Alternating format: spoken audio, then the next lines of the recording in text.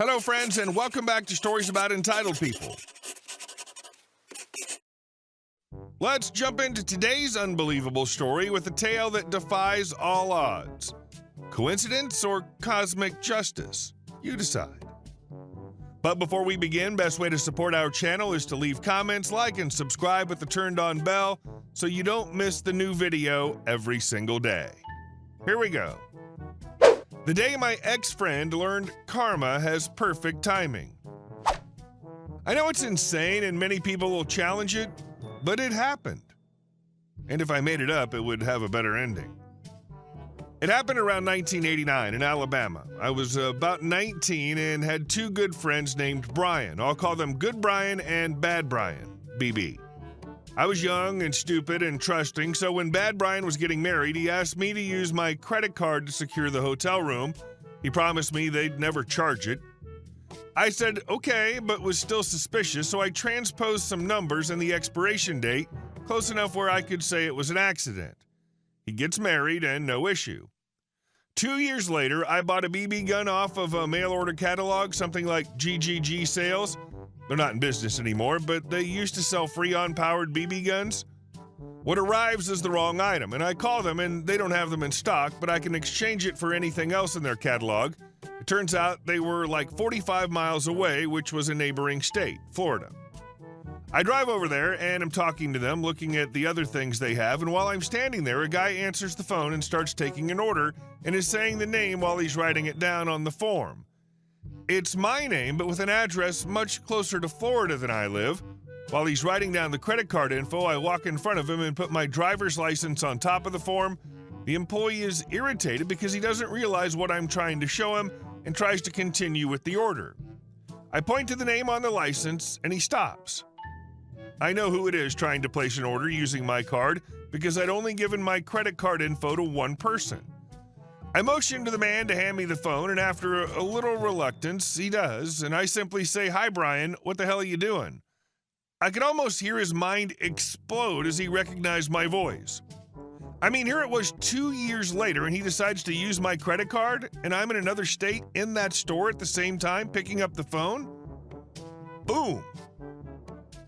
I tell him I'm going to stop by his house. His new address was on the order form, and I want the original paper he wrote my info down on and any copies he had.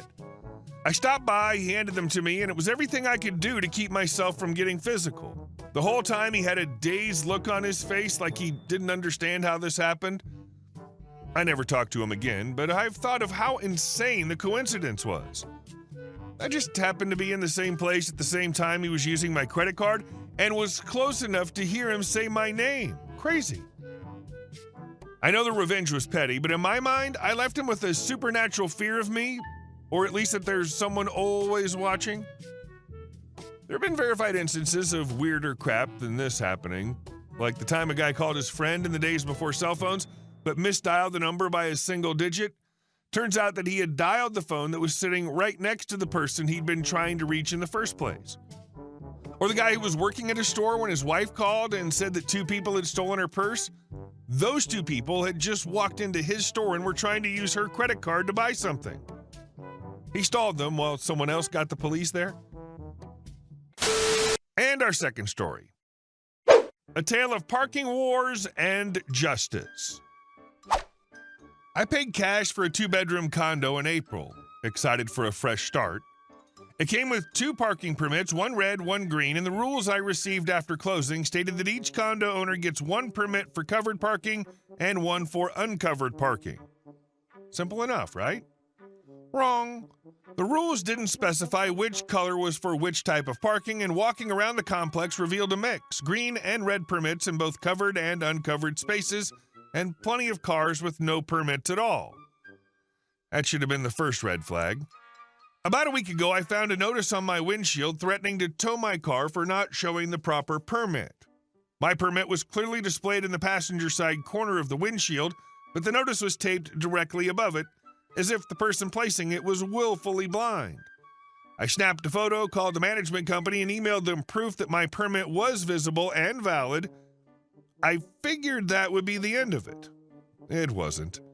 A few days later, while I was asleep after working a grueling overnight shift as a nurse, my wife burst into the room screaming that someone was towing our car.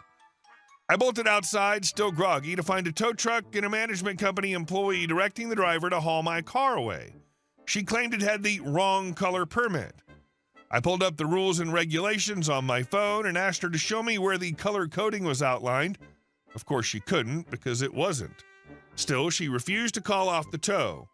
Furious, I had no choice but to call the police. When the cops arrived, I calmly explained the situation, showed them the R&Rs, and pointed out my permit. The officer immediately saw through the nonsense, told the tow company to release my car, and gave the management employee a stern warning about towing without cause. I thought that was the end of it.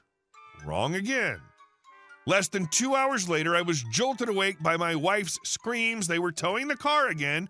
I ran outside to find the same tow truck driver, the same employee, and this time the president of the management company standing there as my car sat on the flatbed. The same cop from earlier had returned and was visibly frustrated.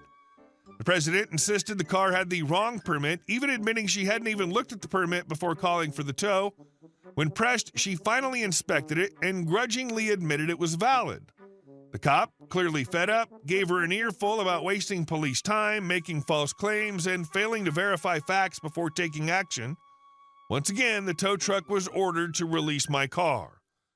The officer handed me a case number and advised me to file a complaint with the HOA board, saying this kind of harassment was unacceptable. I thanked him, determined to make this right. Over the next few weeks, I made it my mission to expose this nonsense to the HOA board and my fellow homeowners. While many sided with me, some shrugged it off, thinking it didn't affect them. But that changed when the HOA's incompetence became everyone's problem. Then a severe storm hit the area, causing significant roof damage throughout the complex.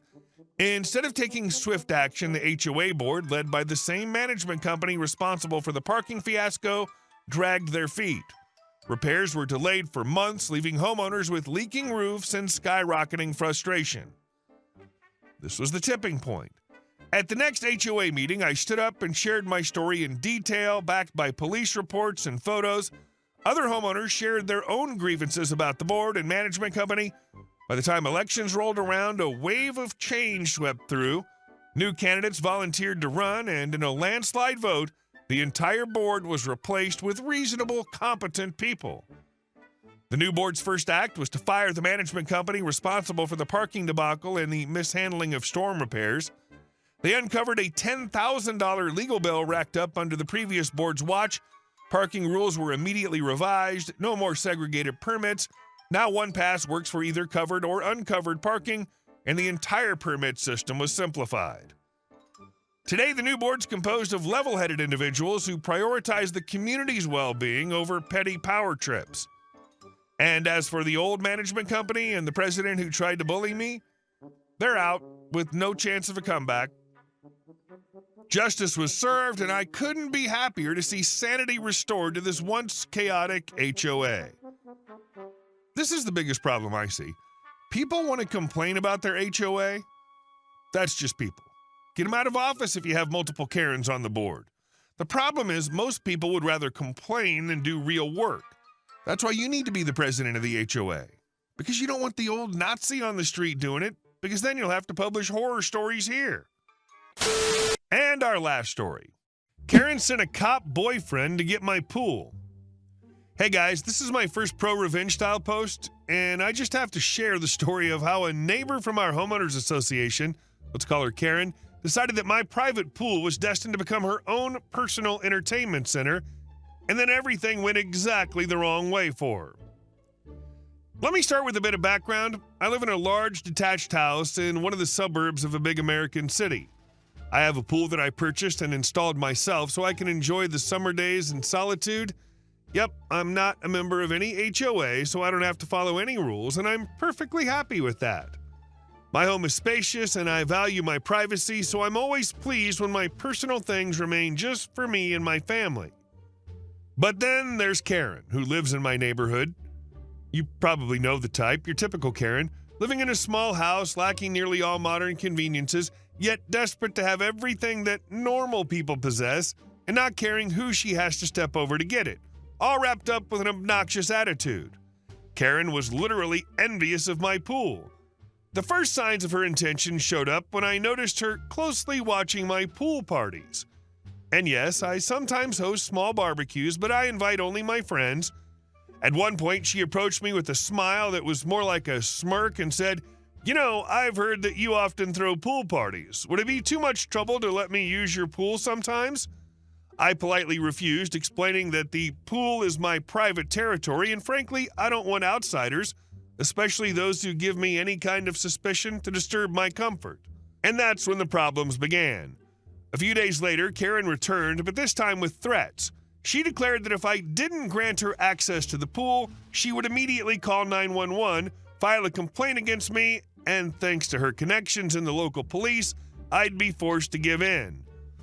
I figured these were nothing more than empty threats. Who even acts like that? But the very next day, Karen sent her lover to my yard, who turned out to be a police officer, but with a demeanor that practically said, "I'm here to tell you you're in the wrong place." He began explaining that my refusal to let her use the pool was a violation of some local ordinance. Yeah, yet again with these absurd bureaucratic stories, even though I'm not part of any HOA, and that if I didn't comply, I'd face serious punishment. His voice was calm and measured, but it carried a threat that could make anyone pause. I tried to stay calm, but inside, anger was boiling. As a true American, I knew I couldn't just cave in to unjust threats. Besides, something about the situation didn't add up. How could it be that Karen's lover, a police officer, would interfere in my personal affairs? As a genuine tech enthusiast, I had a camera ready to capture any Karen-style stunt. When Karen's lover drove up in his car, I saved a recording on a separate file just in case, capturing the entire conversation. It was important for me to have proof that he, as a law enforcement officer, was overstepping his bounds by meddling in my private property. Then came the climax. When Karen and her officer returned again, this time in a much more aggressive mood, I felt it was time to act decisively. I stepped outside, calmly walked over to them and said, "Excuse me, ma'am, but I have an important announcement. My father's the chief of police in our county." Their faces instantly registered confusion. Karen tried to say something, but her lover couldn't believe his ears. I continued, "You are both breaking the law. If you continue trying to force me to give you access to my private pool illegally, I will immediately hand over all the recordings and evidence to the department run by my father." I'm sure you don't want to deal with a full-blown investigation. Her lover, who had until then been so sure of his invulnerability, suddenly turned pale. Karen tried to say something, but he cut her off. He then attempted to justify his actions by saying that he was only trying to be a good neighbor. He apologized profusely and escorted Karen home like a well-behaved child. As they left, they spoke quietly, but I have good hearing. I caught him muttering, "Karen, you effing crapstorm, again with this bullcrap at home? You're gonna suck my—" Didn't catch the rest since they drove off into the distance. A clear example of how even the slightest power can corrupt people. And it's good when they get such a dose of karmic justice. Hey guys, thank you all for watching the video. I'll see you in the next one.